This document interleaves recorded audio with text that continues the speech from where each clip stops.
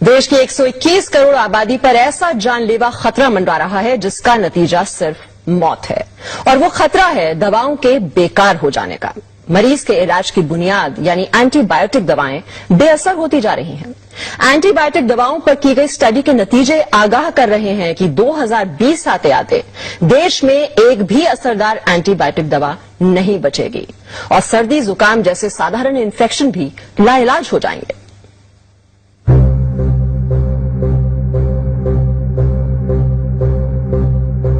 देश की 121 करोड़ आबादी पर ऐसा जानलेवा खतरा मंडरा रहा है जिसका नतीजा सिर्फ मौत है, और वो खतरा है दवाओं के बेकार हो जाने का। मरीज के इलाज की बुनियाद यानी एंटीबायोटिक दवाएं बेअसर होती जा रही हैं। एंटीबायोटिक दवाओं पर की गई स्टडी के नतीजे आगाह कर रहे हैं कि 2020 आते आते देश में एक भी असरदार एंटीबायोटिक दवा नहीं बचेगी और सर्दी जुकाम जैसे साधारण इन्फेक्शन भी लाइलाज हो जाएंगे।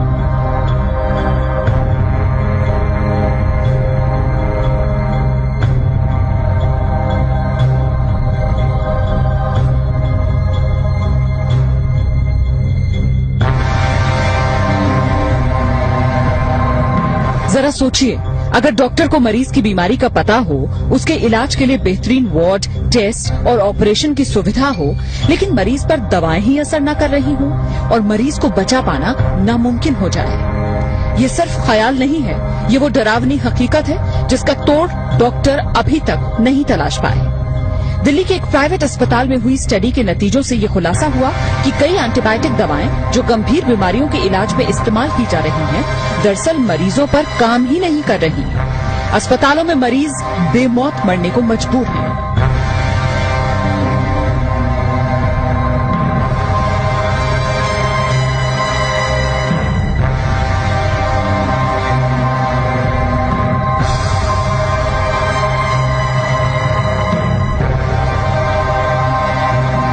अगर हम डिस्क्रीट अब ना हो, अगर हम ये इस पे ध्यान ना दें, तो हो सकता है इवन बिफोर 2020 हमारे पास एंटीबायोटिक्स होना या न होने का कोई मतलब ना हो।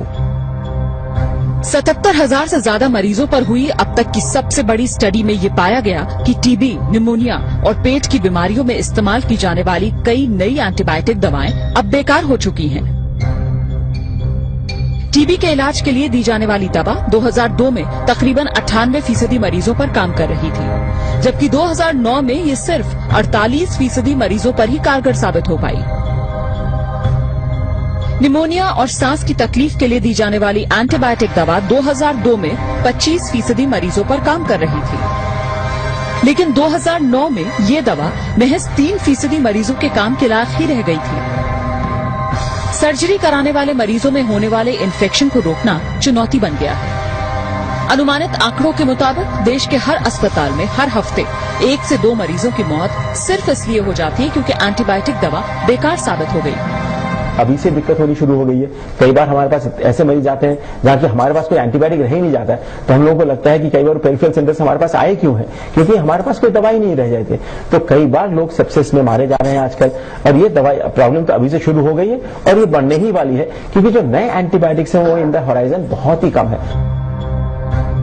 राजधानी के सर गंगाराम अस्पताल में 2001 से 2010 के बीच भर्ती हुए 77,000 मरीजों पर ये स्टडी की गई। अस्पताल में रहने के दौरान उन्हें जो दवाएं दी गईं, उनके आधार पर ये नतीजा सामने आया कि कई दवाएं 40% मरीजों पर तो कई 97% मरीजों पर काम नहीं कर पाई। यानी देश की 3% आबादी को छोड़ दिया जाए तो बाकी सब पर जान का खतरा मंडरा रहा है। मौजूदा एंटीबायोटिक दवाएं अगर इसी तरह बेअसर होती रही तो क्या बहुत से मरीजों को बेमौत मरने के लिए मजबूर होना पड़ेगा? इस सवाल का जवाब वाकई डराने वाला है, क्योंकि डॉक्टरों की राय में बहुत से मरीज इन्फेक्शंस की वजह से सिर्फ इसलिए जान गंवा रहे हैं क्योंकि अब उन पर वो दवाएं काम नहीं कर रही जिनके जरिए कुछ साल पहले तक वो बीमारी का इलाज कर पा रहे थे। पूजा मक्कड़, जी न्यूज, दिल्ली।